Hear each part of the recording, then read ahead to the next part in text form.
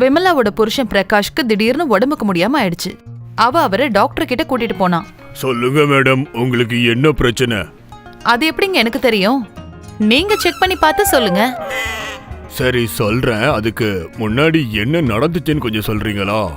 காலையில இருந்து என் புருஷன் பைத்திய மாதிரி ஏதேதோ செஞ்சிட்டு இருக்காரு. எதுவுமே பேச மாட்டேங்கிறாரு. என்னமோ தெரியாதவ மாதிரி என்ன முறைச்சு முறைச்சு பாக்குறாரு. அப்படியா? உங்க புருஷன் காலையில எந்திரிச்ச உடனே ஏதாவது பயப்படுற மாதிரி பாத்துட்டாரா, இல்ல அவர் மனச பாதிக்கிற மாதிரி ஏதாவது நடந்துச்சா?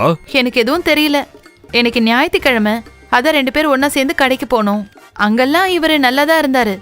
கடைக்காரரு பில்ல கொடுத்தாரு. அந்த பில்ல பார்த்ததுக்கு அப்புறம் தான் இவர் இந்த மாதிரி வாயடிச்சு போயிட்டாரு. இப்பதான் எனக்கு விஷயம் புரியுது. ஏன்னா எனக்கும் இந்த மாதிரி நிறைய அனுபவம் நடந்திருக்கு. இதுக்கெல்லாம் ட்ரீட்மெண்டே கிடையாதுங்க. டாக்டர், இப்ப நான் என்னதான் பண்றதுன்னு சொல்லுங்க. நடந்த விஷயங்களை ஒரு கெட்ட கனவா நினைச்சு மறந்துடுங்க. அவ்வளவுதான். இந்த பிரச்சனைகளாம் தீர்வே கிடையாது. இவர் அதெல்லாம் மறக்கணும்னா நான் என்ன பண்ணணும் டாக்டர்? நான் சில டேப்லெட்ஸ் எழுதி கொடுக்கறேன். அதையெல்லாம் வச்சு விளையாட சொல்றீங்களா? இந்த மாதிரி கேவலமான ஜோக்கெல்லாம் அடிக்கூடாது நான் வான் பண்ணிருக்கேன்ல. ஆனா மறுபடியும் இப்படியே செய்றீங்க. மருந்து மாத்திரை என்ன விளையாடுறதுக்கா? உள்ளுக்கு சாப்பிடுறதுக்கு. இந்த மாத்திரையை 3 நாளைக்கு 3 வேளைக்கு சாப்பிட கொடுங்க. அப்படி சொல்லி டாக்டர் டேப்லெட்ஸ் கொடுத்தாரு. அதை வாங்கிட்டு அவங்க வீட்டுக்கு வந்துட்டாங்க. காலையில பிரகாஷ் ஆபீஸ்க்கு கிளம்பி போனாரு. விமலா அந்த கிராமத்துல நடந்துட்டு இருந்த சர்க்கஸ பாக்கறதுக்காக கிளம்பி போனான். மாதவங்கிற பேர்ல ஒரு சர்க்கஸ்காரன் சைக்கிள்ல விதவிதமான சாகசங்களை செஞ்சு காட்டிட்டு இருந்தான். சேத்துல கூட ரொம்ப வேகமாவே அவன் சைக்கிள் ஓட்டினான். டயர் மேல கூட சைக்கிள ஓட்டினான்.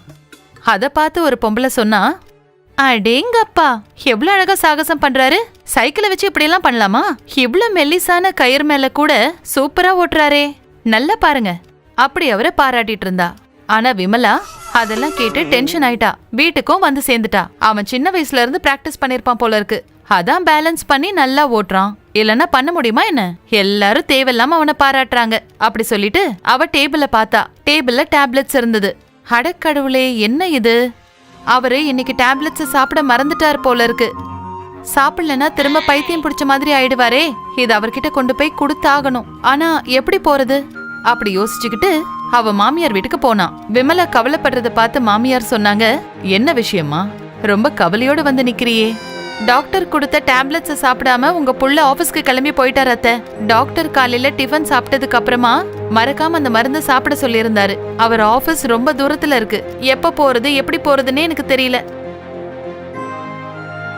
இவ்வளவுதான் விஷயமா? சரி இரு, நீ கவலைப்படாத. நான் உனக்கு ஒரு சைக்கிள் தரேன். நீ அந்த சைக்கிள்ல போய் அவனுக்கு மருந்து கொடுத்துட்டு வா. என்னது, சைக்கிள் தரீங்களா? அதுல மிதிச்சு நான் அவ்வளவு தூரம் போனேன்னா நான் ரொம்ப டயர்ட் ஆயிடுவேன். அப்புறம் மாத்திரை நான் தான் சாப்பிட வேண்டியதா இருக்கும். அதெல்லாம் ஒன்னும் ஆகாதுமா. 2 நிமிஷத்துல நீ அந்த இடத்துக்கு போயிட்டு திரும்ப வந்துடலாம். 2 நிமிஷத்துலயா? நீங்க என்ன சொல்றீங்க அத்தை? அவர் ஆபீஸ் என்ன நம்ம வீட்டுக்கு பக்கத்து தெருவுலயா இருக்கு? ஆமா, உனக்கு என்ன பைத்தியமா? விஷயத்த முழுசா கேட்கறதுக்கு முன்னாடி ஏதேதோ பேசிட்டு இருக்கியே. நான் உனக்கு சாதாரண சைக்கிள் தர போறது இல்ல, ஒரு மேஜிக்கல் சைக்கிளை தான் கொடுக்க போறேன். நீ அது மேல ஏறி உட்கார்ந்தாலே போதும். அது உன்னை ஜெட் ஸ்பீட்ல கொண்டு போய் அங்க விட்டுரும். அதே மாதிரி திரும்பவும் கூட்டிட்டு வந்துரும். மேஜிக்கல் சைக்கிளா? இந்த விஷயத்த முதல்லயே என்கிட்ட சொல்லிருக்கலாம்ல அத்தை. சீக்கிரம் கொடுங்க. உடனே மாமியார் சைக்கிளை கொண்டு வந்து கொடுத்தாங்க. அந்த சைக்கிள் மேல ஏறினதும் அவ பெடல நல்லா மிதிச்சா. அவ்வளவுதான். கண்ணை மூடி கண்ணை திறக்கிறதுக்குள்ள அவ பிரகாஷோட ஆபீஸ்க்கு போய் சேர்ந்துட்டா. டேப்லெட்டை கொடுத்துட்டு அவ திரும்ப வந்துட்டா. அப்புறம் அந்த சைக்கிளை பார்த்து சொன்னா, மேஜிக்கல் சைக்கிள். அந்த சர்க்கஸ்கார சின்ன சின்ன சாகசங்களை செஞ்சு காட்டி ஜனங்களோட பாராட்ட வாங்கி குவிச்சுக்கிட்டு இருக்கான். நான் அதே மாதிரி இந்த சைக்கிள்ல ஏறி உட்காந்து அவனை விட அதிகமா சாகசம் காட்டினா அப்புறம் இந்த ஊர் முழுக்க என்னை பத்தி மட்டும்தான் பேசுவாங்க. அந்த மாதிரி யோசிச்சு கிராமத்துல இருக்கிறவங்க கிட்ட கேக்குற மாதிரி சொன்னான். எந்த சர்க்கஸை நீங்க எல்லாரும் காலையில பார்த்து ரசிச்சீங்களோ அதெல்லாம் ஒரு சர்க்கஸே கிடையாது. உண்மையான சர்க்கஸ் என்னன்னு நான் உங்களுக்கு காட்டுறேன். எல்லாரும் வாங்க. டிக்கெட் வெறும் 20 ரூபாய் தான். கிராமத்து ஜனங்க சர்க்கஸ் இருக்கிற செட்டுக்கு வந்து சேர்ந்துட்டாங்க. ஒருத்தருக்கு ஒருத்தர் மாத்தி மாத்தி பேசிட்டு இருந்தாங்க. என்னடி இது? இந்த விமலா சர்க்கஸ் வேலையெல்லாம் எப்ப கத்துக்கிட்டா? யாருக்கு தெரியும்? கல்யாணத்துக்கு முன்னாடி கூட ஒரு வேளை இவ சர்க்கஸ் ஏதாவது பண்ணிருக்கலாம்.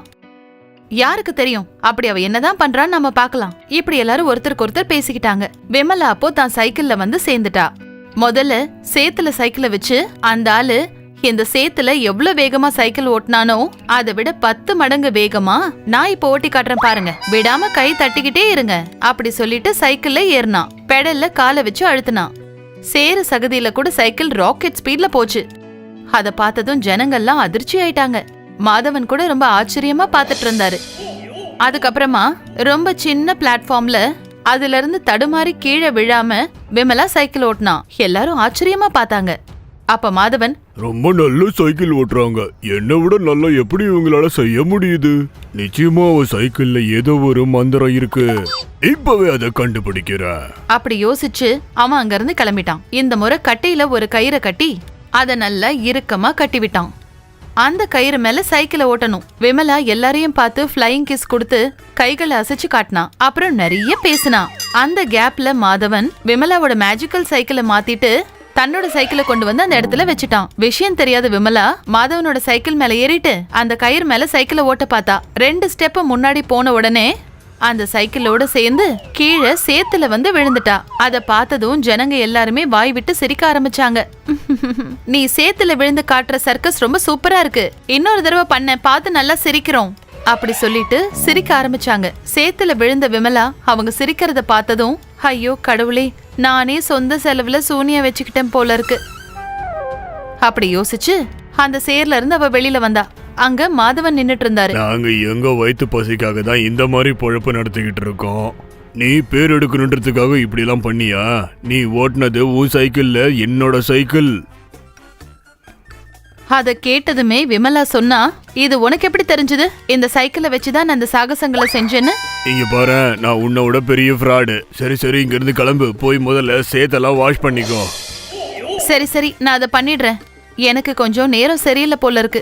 ஒட்டுமொத்த கிராமத்து ஜனங்க முன்னாடியும் இன்னைக்கு எனக்கு அவமானம் தான் மிச்சம். அப்படி கவலைப்பட்டுக்கிட்டே விமலா அந்த இடத்த விட்டு போயிட்டா. விமலா சில பெண்கள் எல்லாம் சேர்ந்து இருக்கிற ஒரு குழு கிட்ட பேசிட்டு இருந்தா. நீங்க தேவையில்லாம எதுக்காக இப்படி சண்டை போட்டுக்கிட்டு இருக்கீங்க? நம்மளோட பெண்கள் சங்கத்துக்கு முழுசா 1 லட்சம் ரூபாய் கிடைக்கும். யாருக்கு பணம் வேணுங்கிறத கொஞ்சம் தெளிவா சொல்லிடுங்க, அவங்களுக்கு கொடுத்துடலாம் அப்படி விமலா கேட்டா. அப்ப எல்லா பெண்களும் எனக்கு தேவை எனக்கு தேவைன்னு கத்திட்டு இருந்தாங்க. அப்போ விமலா சொன்னா, எல்லாரும் ஒரே நேரத்துல பணம் வேணும்னு கேட்டா எப்படி? பகிர்ந்து கொடுக்கறதுக்கு இது ஒன்றும் பிரசாதம் இல்லையே. அடுத்த வாரம் மறுபடியும் ஒரு மீட்டிங்கை ஃபிக்ஸ் பண்ணிடலாம். அன்னைக்கு ஒரு முடிவு எடுத்துடலாம். அப்பதான் இந்த பணத்தை கொடுக்க முடியும்.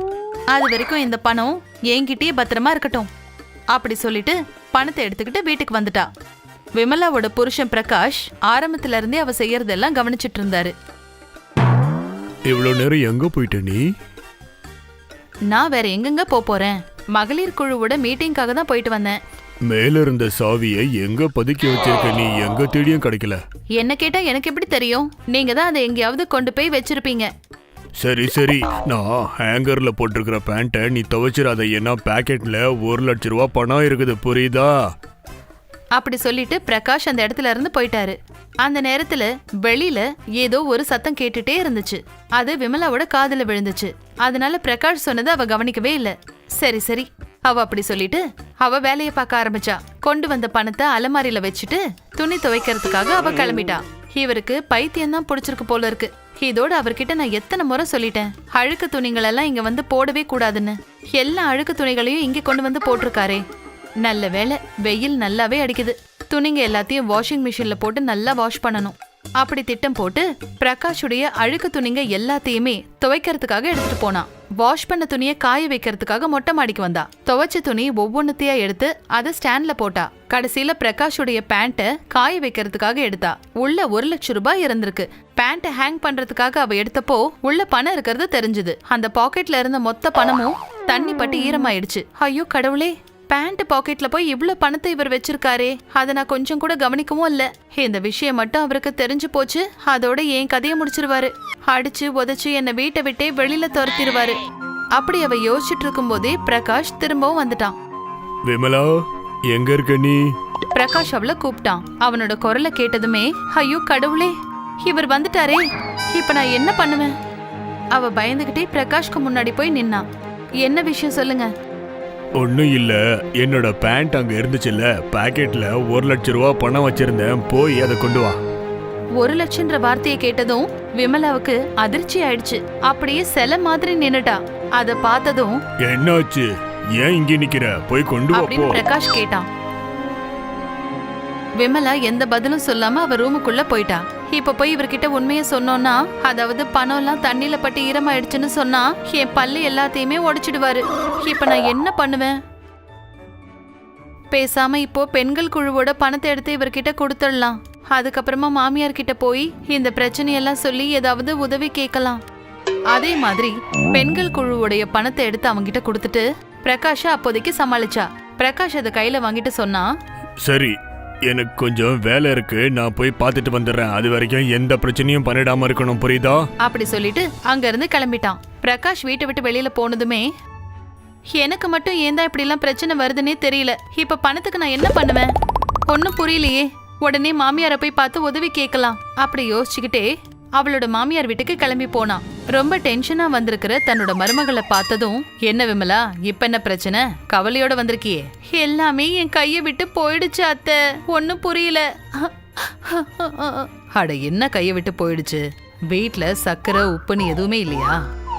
ஐயோ, அது இல்ல அத்தை, அது வேற விஷயம். வேற என்ன? வீட்ல கேஸ் தீந்து போச்சா? ஐயோ, அதுவும் இல்ல அத்தை, இது வேற.